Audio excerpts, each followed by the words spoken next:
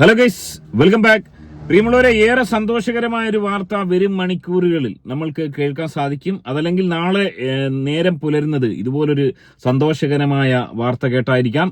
നമ്മളെയൊക്കെ ഞെട്ടിച്ചുകൊണ്ട് പ്രതീക്ഷകൾക്ക് വിരാമമിട്ടുകൊണ്ട് ഷിംജിത എന്ന് പറയുന്ന കറകളഞ്ഞ കാട്ടപരാധി എന്ന് വീണ്ടും വീണ്ടും പറയാനുള്ള പ്രധാന കാരണം ഇതുപോലെ നിസ്സാര കാര്യത്തിന് ഒരു മനുഷ്യനെ കൊന്നു തള്ളിയ ഒരു വ്യക്തി നമ്മുടെ കേരളത്തിൽ ഇന്ന് ജീവിച്ചിരിപ്പില്ല. അതുകൊണ്ട് തന്നെ ഷിംജിത എന്ന് പറയുന്ന ഈ കൊടും ക്രിമിനലായ കാട്ടപരാധി ഏതാനും മണിക്കൂറുകൾക്കകം പിടിക്കപ്പെട്ടേക്കാം. ദുബായിൽ നിന്നല്ല. ഏറെ സന്തോഷകരമായ കാര്യം, ഷിംജിത ഇപ്പോൾ ഉള്ളത് മാംഗ്ലൂരിലാണെന്നുള്ള സൂചനകൾ പോലീസിന് ലഭിച്ചു എന്നുള്ള ഏറ്റവും പുതിയ വാർത്തകളാണ് കേൾക്കാൻ സാധിക്കുന്നത്. പോലീസ് ഷിംജിതയെ സ്കെച്ച് ചെയ്തിരിക്കുന്നു. എങ്ങനെയാണ് ഇത് സംഭവിച്ചത്? ദുബായിലോട്ട് കടന്നു, കരാമയിലുണ്ട്, കരാമ സെന്ററിൽ ഷിംജിതയെ കണ്ടവരുണ്ട്. ചില ഓഡിയോസ് നമ്മൾ കേട്ടിരുന്നു. അതുപോലെ തന്നെ ഏതോ ഡോക്ടർ ഷിംജിതയെ കേരളത്തിലെ ഏത് എയർപോർട്ടിൽ നിന്ന് കണ്ടു എന്നൊക്കെയുള്ള വോയിസ് നമ്മൾ കേട്ടിരുന്നു. എന്താണ് സംഭവിച്ചിരുന്നത്? ഏറെ സന്തോഷകരമായ വാർത്ത തന്നെയാണ്. ഷിംജിതയ്ക്ക് ദുബായിലോട്ട് കടക്കാൻ സാധിച്ചില്ല എന്നാണ് ഏറ്റവും ഒടുവിൽ അറിയാൻ കഴിയുന്നത്. നമുക്കറിയാം, ഈ ഒരു കേസ് വരും മണിക്കൂറുകളിൽ ഷിംജിത പിടിക്കപ്പെട്ടാലും അത് പോലീസിന്റെ ക്രെഡിറ്റ് ആയിട്ട് ഒരിക്കലും വ്യാഖ്യാനിക്കാൻ കഴിയില്ല. മെഡിക്കൽ കോളേജ് പോലീസ് ഈ ഒരു വിഷയത്തിൽ കടുത്ത അപരാധമാണ് കാണിച്ചത്. അതായത് ഉന്നതങ്ങളിലെ സ്വാധീനം കൊണ്ട് മുസ്ലിം ലീഗിന്റെ ഒരു വ്യക്തി ആയതുകൊണ്ട് ലീഗിന്റെ പ്രമുഖ നേതാക്കൾ ഈ വിഷയവുമായി ബന്ധപ്പെട്ട് ഷിംജിതയ്ക്ക് വേണ്ടി ഇടപെട്ടു. 3 ദിവസത്തോളം ഷിംജിതയെ പ്രതി ചേർക്കാതിരിക്കാനുള്ള തയ്യാറെടുപ്പുകൾ അവർ നടത്തി, സ്വാധീനം ചെലുത്തി. അതിൽ പ്രകാരം ഷിംജിതയ്ക്കെതിരെ കേസെടുത്തില്ല.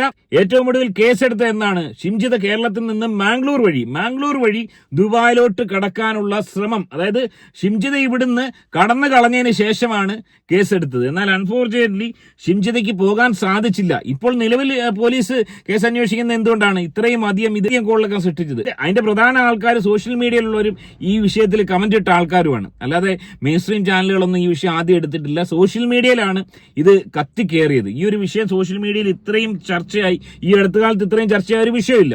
ഈ രീതിയിൽ ചർച്ചയായതുകൊണ്ട് മാത്രമാണ് ഇപ്പോഴും ഇത് സംസാരിക്കാത്ത പ്രമുഖ രാഷ്ട്രീയ നേതാക്കളുണ്ട്, പ്രമുഖ ചാനലുകളുണ്ട്. അപ്പൊ ഈ ഒരു വിഷയത്തിൽ ഇത്രയും അധികം ഇത് കൊടുമ്പരി ഉള്ളതാണുള്ള കാരണം സോഷ്യൽ മീഡിയ തന്നെയാണ്.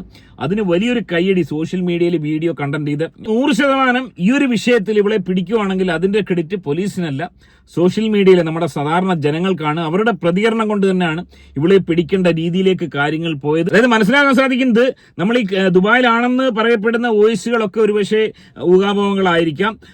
ദുബായിൽ ഇവൾക്ക് പോകാൻ സാധിച്ചിട്ടില്ല എന്ന് പറയാനുള്ള പ്രധാന കാരണങ്ങൾ, ഷിംജിതയ്ക്ക് നിലവിൽ വാലിഡിറ്റി ഉള്ള വിസ ഇല്ലായിരുന്നു.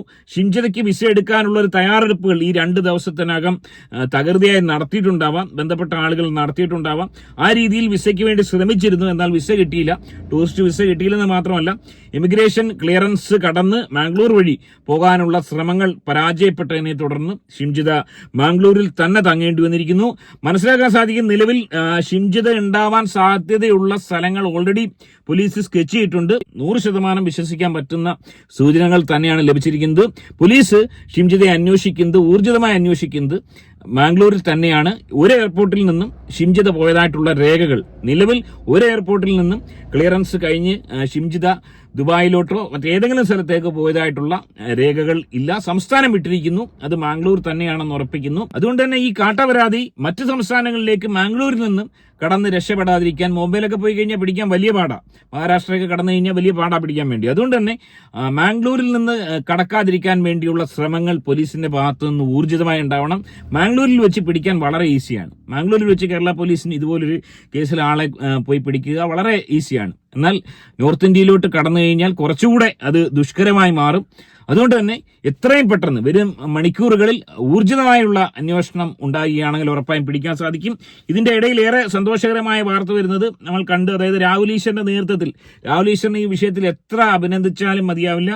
രാഹുൽ ഈശ്വറിന്റെ നേതൃത്വത്തിൽ ആ അമ്മയ്ക്ക് 3,17,000 രൂപ നൽകിയിരിക്കുന്നു. 1 ലക്ഷമാണ് നൽകാൻ പ്ലാനിട്ടത്. ഇപ്പോൾ 3,17,000 രൂപ ആ കുടുംബത്തിന്. അച്ഛന് വയ്യാത്തയാണ്, ജോലിക്ക് പോകാൻ പറ്റാത്ത ഒരാളാണ്. അമ്മയ്ക്കും പ്രായമായി, അവർക്ക് വേറെ അത്താണിയില്ല. ദീപക് ഡിവോഴ്സ്ഡ് ആണ്. ദീപകിന്റെ ഭാര്യയും കുഞ്ഞുമായിട്ടും ദീപകിന് ഒരു ബന്ധവുമില്ല. ഡൈവോഴ്സ് ആയതിന്റെ ദുഃഖത്തിൽ ഇരിക്കുന്ന സമയത്തും 17-ാം തീയതി ദീപകിന്റെ ബർത്ത്ഡേ ആയിരുന്നു. ആ ഒരു അവസരത്തിലാണ് ഇതുപോലൊരു പ്രശ്നങ്ങൾ വരുന്നത്. അതുപോലെ തന്നെ വീട് വെച്ചതുമായി ബന്ധപ്പെട്ട് ചില കടങ്ങളും ബാക്കി നിൽക്കുന്നു എന്നുള്ള ചില ഊഹാപോഹങ്ങൾ കേൾക്കുന്നു. അങ്ങനെയെങ്കിൽ ഏറെ ദുഷ്കരമാണ് ഇനി അങ്ങോട്ടുള്ള അവരുടെ ജീവിതം. അതുകൊണ്ട് തന്നെ ഇവരെ സാമ്പത്തികമായി സഹായിക്കേണ്ടത് വളരെ അനിവാര്യമാണ്. രാഹുലിന്റെ ആ ഒരു വീഡിയോ കാണാം. രണ്ടുപേരും കൂടെ ഒന്ന് എഴുന്നേക്കുകയാണെങ്കിൽ ഒന്നിനും പകരമാവില്ലെന്ന് അറിയാം. നമ്മളൊരു തുടർന്നുള്ള ജീവിതത്തിനൊരു താങ്ങ് അത്രേ ഉള്ളൂ. ഇപ്പൊ മോഹൻ കോഴിന്റെ ഒരു ദുഃഖം അനുഭവിക്കുന്നു, അത്രേ ഉള്ളൂ. ഞങ്ങളൊക്കെ ഉണ്ട്, എല്ലാവരും ഉണ്ട്, ഞങ്ങളൊക്കെ കൂടെ ഉണ്ട് കേട്ടോ. ഇതിലുപരി എന്നെ ഏറ്റവും അധികം സന്തോഷിച്ച മറ്റൊരു സംഭവം, രാഹുൽ ഈശ്വർ ഇതുമായി ബന്ധപ്പെട്ട് ഫൈസൽ മലബാർ ഗോൾഡിന്റെ ഡയറക്ടറിൽ ഒരാളായ ഫൈസലൊക്കെ ഈ അടുത്ത് അദ്ദേഹത്തിന്റെ വീട്ടുകൂടലുമായി ബന്ധപ്പെട്ട് ഏറെ പഴികേട്ട ഏറെ പോയ ഒരു മനുഷ്യനാണ്. ആദിലയും നൂറയും ഈ പരിപാടിക്ക് വിളിച്ചു. പക്ഷേ അദ്ദേഹം നടത്തിയ ചില സ്റ്റേറ്റ്മെന്റുകൾ കുറച്ച് മോശമായി തോന്നി. ചില ആളുകൾക്ക് വേണ്ടി അദ്ദേഹം അന്ന് സംസാരിച്ച് അത് ഈ പറഞ്ഞ ലീഗ് ഉൾപ്പെടെയുള്ള ആളുകളെ സന്തോഷിപ്പിക്കാൻ വേണ്ടിയായിരിക്കാം അന്ന് അദ്ദേഹം അങ്ങനെ സംസാരിച്ചത്. ആദിലേക്കും നൂറയ്ക്കുമെതിരെ ഞാൻ അവരെ സപ്പോർട്ട് ചെയ്യുന്ന ആളൊന്നുമല്ല പ്രത്യക്ഷത്തിൽ. പക്ഷെ അന്ന് അദ്ദേഹത്തിന്റെ സ്റ്റേറ്റ്മെന്റ് മൂലം ഒരുപാട് ഏറിൽ പോകേണ്ടി വന്നു. എന്നാൽ ഇപ്പോൾ അദ്ദേഹം ആ ഒരു തെറ്റ് തിരുത്തിയിരിക്കുന്നു. അദ്ദേഹം ഒരു വലിയ കാര്യം ചെയ്തിരിക്കുന്നു. എന്തുകൊണ്ട് അതൊരു വലിയ കാര്യമാവുന്നു എന്നുകൂടെ നമുക്ക് വിശദമാക്കാം. ആ ഒരു വീഡിയോ കാണട്ടെ. നമ്മളിപ്പോ നമ്മുടെ ഭാഗത്ത് നിന്ന് അതെന്താ വെച്ചാല് ഞങ്ങള് ഗോവിന്ദപുരം എന്ന സ്ഥലത്താണ് ദീപക് താമസിക്കുന്നത്. നമ്മളൊരു 10-28-30 വർഷം മുമ്പ് ഞാനും കുടുംബവും ഗോവിന്ദപുരത്താണ് താമസിച്ചത്. അപ്പൊ എന്റെ സിസ്റ്ററൊക്കെ അവിടെ താമസിക്കും. ഗോവിന്ദപുരമായിട്ട് നമുക്ക് നല്ല ബന്ധമുണ്ട്, സ്നേഹബന്ധം. നല്ല ആൾക്കാരാണ് അവിടെ ഉള്ള ആൾക്കാര്. നമ്മളെ നൈബേഴ്സ് ആയിട്ടൊക്കെ നമ്മൾ ഭയങ്കര ഹെൽപ്ഫുൾ ആയിട്ടുള്ള ആൾക്കാരാണ്. അപ്പൊ ഞാനത് വീഡിയോയില് കണ്ടു. എന്തോ പിന്നെ മാനസികമായിട്ട് പെട്ടെന്ന് എന്തോ വീഡിയോ വന്നിട്ട് എന്താന്ന് പറഞ്ഞാല് സൂയിസൈഡ് ചെയ്ത ഫാമിലി അല്ലേ? അതെ, രണ്ട് കാര്യങ്ങളാ. ഒന്ന്, പലപ്പോഴും ഇതുപോലത്തുള്ള ഇനിയൊരു ദീപക് ഉണ്ടാവരുത്. രണ്ട്, നമുക്ക് ഈ മെൻസ് കമ്മീഷൻ ഇപ്പൊ രാജ്യസഭയിൽ അത് വന്നു. രാജ്യസഭയിൽ ഓൾറെഡി അവതരിപ്പിച്ചു. നമ്മുടെ നിയമസഭയിൽ ഇപ്പം പുരുഷന് നേരെയുള്ള പീഡനമാണ് നടക്കുന്നത്. ഇപ്പം പുരുഷ പീഡനമാണ്, സ്ത്രീ പീഡനമല്ല, പുരുഷ പീഡനമാണ്. അപ്പൊ ഞങ്ങള് ഇപ്പൊ അത്യാവശ്യം ദീപകിന്റെ കാര്യം ജനങ്ങളെ ശ്രദ്ധിച്ചു എന്നേ ഉള്ളൂ. സുനീർ എന്ന് പറഞ്ഞ് ഇതേപോലെ തിരുവനന്തപുരത്ത് പയ്യനുണ്ട്. അവന്റെ വീട്ടിൽ ആരുമില്ല, ഉമ്മയും സഹോദരിയും മാത്രമേ ഉള്ളൂ. അവനെതിരെ ഇതേപോലെ വ്യാജ പരാതി കൊടുത്ത് അവൻ ആത്മഹത്യ ചെയ്തു. ഞങ്ങൾ എന്നിട്ട് DGPയെ പോയി കണ്ട അവസാനം പരാതി എടുപ്പിച്ചു. ഒരു കുടുംബത്തിന്റെ ഒരു അത്താണിയാണ് നഷ്ടപ്പെട്ടത്. ശരിക്കും ഇനിയുള്ള ആൾക്കാർ വളരെ ശ്രദ്ധിക്കണം. കാരണം ഒറ്റയടിക്കൊന്നും വേണ്ടി എന്താ പറയാ, ഇങ്ങനെ ശരിക്കും എന്താ പറയാ, വല്ലാത്തൊരു ഫീലിംഗ് ആയിരിക്കും മരണം. ഞാൻ അവരുടെ വീഡിയോ, ആ കുടുംബത്തിനാണ് വലിയ നഷ്ടം. ഞാൻ അവരുടെ വീഡിയോ കരയുന്ന കണ്ടിട്ട് അടച്ചു വെച്ചു. എനിക്കത് കാണാൻ പറ്റുന്നില്ല. കാര്യം നമ്മുടെ എല്ലാം മക്കളും ഒക്കെ ഉള്ളതല്ലേ. അപ്പൊ അതുകൊണ്ടൊരു വിഷമമാണ്. അപ്പം എനിക്ക് അങ്ങോട്ട് റിക്വസ്റ്റ്, താങ്കളെ പോലുള്ളവരെ എന്തെങ്കിലും അവരെ ഒന്ന് സപ്പോർട്ട് ചെയ്യാം. മെൻസ് കമ്മീഷനെ പോലുള്ളവർ സപ്പോർട്ട് ചെയ്യണം. അപ്പൊ ഏതെങ്കിലും രീതി കോഴിക്കോട് തന്നെയാണ്. അപ്പൊ എന്തെങ്കിലും കാര്യം ചെയ്യാം രാഹുൽജി, നമുക്ക് ഞാനിവിടെ UAE നോക്കട്ടെ നമ്മളെ ഫ്രണ്ട്സിന്റെ അടുത്തുനിന്ന്. തൽക്കാലം ഞാനൊരു 1 ലക്ഷം റുപ്യ നിങ്ങൾ വിളിച്ച പറഞ്ഞ വകയിൽ 1 ലക്ഷം റുപ്യ ഞാൻ കൊടുക്കാം. ഞാൻ ഇവിടെ നമ്മളെ ഷെഫീക്ക് ഉണ്ട്. ഷെഫീക്കെ, നമുക്ക് കുറച്ച് എന്തെങ്കിലും പിന്നെ കുറച്ച് ആൾക്കാർ കൂടിയിട്ട് ഒന്ന് നല്ല രീതിയിൽ ഒന്ന് സഹായിക്കാം. ആയിക്കോട്ടെ. തൽക്കാലം 1 ലക്ഷം റുപ്യ ഞാനിപ്പോ അങ്ങയുടെ പെർമിഷനോടെ എന്റെ ഫേസ്ബുക്കിലും യൂട്യൂബിലും ഇൻസ്റ്റയിലും ഒക്കെ നിട്ടോട്ടെ, വീഡിയോ നിട്ടോട്ടെ വിത്ത് യുവർ പെർമിഷൻ. കാരണം ഇത് കണ്ടിട്ട് വേറെ ആരെയും ചെയ്തിട്ട് അങ്ങനെ ഈ ഒരു വിഷയത്തിൽ 100-100 മാർക്ക് ഈ ഫൈസൽക്ക് എന്ന് പറയുന്ന അദ്ദേഹം ഈ പറഞ്ഞ വലിയ പൊങ്ങച്ചക്കാരനാണ്, അല്പനാണെന്നൊക്കെയുള്ള സ്റ്റേറ്റ്മെന്റുകൾ ഒരുപാട് പേര് പറയുന്നുണ്ട്. പക്ഷെ ഈ ഒരു വിഷയത്തിൽ 100-100 മാർക്ക് അദ്ദേഹത്തിന് കൊടുക്കാം. അതിന്റെ കാരണം എന്ന് പറയുന്നത്, ഈ ഒരു വിഷയത്തിൽ ഇവിടെ വിക്ടിം എന്ന് പറയുന്നത് യുവമോർച്ച പ്രവർത്തകനാണ്. യുവമോർച്ച പ്രവർത്തകനായ ദീപക് ഇതുപോലെ മരണപ്പെടുന്നു. ചെയ്തിരിക്കുന്നത് മുസ്ലിം ലീഗിന്റെ പ്രവർത്തകയായ ഒരു യുവതിയാണ്. ആ ഒരു വിഷയത്തിൽ മുസ്ലിം ലീഗുമായി ഏറ്റവും അടുപ്പമുള്ള, എല്ലാവരുമായിട്ടും അടുപ്പമുള്ള ഒരു വ്യക്തിയാണ് ഈ ഫൈസൽ മലബാർ. ഇദ്ദേഹം മുഖം നോക്കാതെ ഇവിടെ സഹായിക്കാൻ തയ്യാറായിരിക്കുന്ന യുവമോർച്ചക്കാരനായ, അതാണ് നമ്മൾ മനസ്സിലാക്കേണ്ട. മനുഷ്യത്വപരമായി ഇത്തരം വിഷയങ്ങളിൽ ഒരിക്കലും ജാതി മതം കൂട്ടിക്കുഴയ്ക്കാൻ പാടില്ല.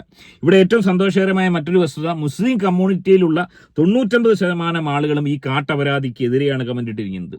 വോയിസുകൾ മുഴുവൻ, പുറത്തു വരുന്ന വോയിസുകൾ മുഴുവൻ ഈ കാട്ടപരാധി എന്ന് പറയുന്ന ഈ സ്ത്രീക്കെതിരാണ്. ഇവള് വാർഡ് മെമ്പറായിട്ടൊക്കെ ഇരുന്നിട്ടുണ്ടെങ്കിലും ബഹുഭൂരിപക്ഷം വരുന്ന ആളുകളും ഇവൾക്കെതിരാണ്. മുസ്ലിം ലീഗിന്റെ സ്ഥാനാർത്ഥിയായിട്ട് അവിടെ മത്സരിച്ചു കഴിഞ്ഞാൽ ഏതൊരു വ്യക്തിയും ഏതൊരു കാട്ടപരാധിയും ജയിക്കും. അതുകൊണ്ട് തന്നെ ഇവിടെ ജയിച്ചു. പക്ഷേ ഒരാൾക്ക് ഇവളെ ഇഷ്ടമല്ലായിരുന്നു. അത്രയും അധികം വെറുക്കപ്പെട്ടൊരു സ്ത്രീയായിരുന്നു മുൻപും ഇവളെന്നത് വ്യക്തമാണ്.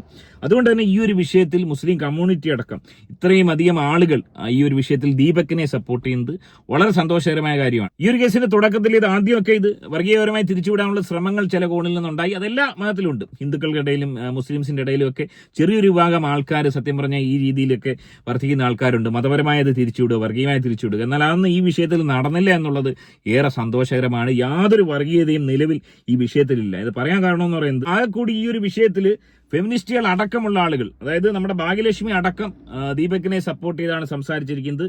ആകെ കൂടെ ദീപകിനെതിരെ സംസാരിച്ചിരിക്കുന്ന 2 കാട്ടപരാധികൾ എന്ന് വേണമെങ്കിൽ പറയാം.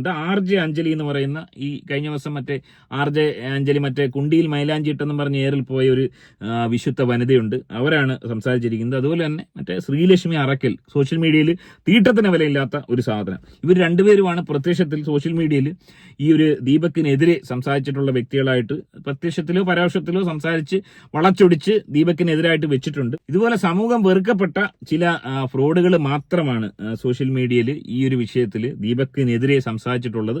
അതുകൊണ്ട് തന്നെ ഇത് വലിയ സന്തോഷകരമായ, വലിയ പോസിറ്റീവായിട്ടുള്ള ഒരു കാര്യമാണ്. കാരണം ഈ മെൻസ് അസോസിയേഷനുമായി ബന്ധപ്പെട്ട് രാഹുൽ പറയുന്ന കാര്യം, രാഹുൽ ഈശ്വറിന്റെ പല ആശയങ്ങളോടും എതിർപ്പുണ്ട്, പല കാര്യങ്ങളിലും നമുക്ക് എതിർപ്പുണ്ട്. പക്ഷെ ഈ ഒരു വിഷയം നമ്മൾ ഒരുപാട് ഗാഢമായി ചിന്തിക്കേണ്ട തന്നെയാണ്. അതായത് നമ്മളൊന്ന് ചിന്തിക്കുക, ഏതെങ്കിലും ഒരു പുരുഷൻ ഒരു സ്ത്രീക്കെതിരെ ഇവിടെ കള്ളക്കേസ് കൊടുക്കുന്നുണ്ടോ? അത്തരത്തിലൊരു സംഭവം നടക്കുന്നില്ല. എന്നാൽ ഇവിടെ ഓരോ മണിക്കൂറിലും ശരാശരി ഒരു 150 കേസെങ്കിലും ഒരു പുരുഷനെതിരെ കള്ളക്കേസുകൾ ഡെയിലി ഉണ്ടാകുന്നുണ്ടെന്നുള്ളതാണ്. കള്ളക്കേസുകൾ, അതായത് ഒന്ന് കയറി പിടിച്ചു അല്ലെങ്കിൽ മാനഭംഗപ്പെടുത്തി എന്നൊക്കെയുള്ള രീതിയിൽ കള്ളക്കേസുകൾ.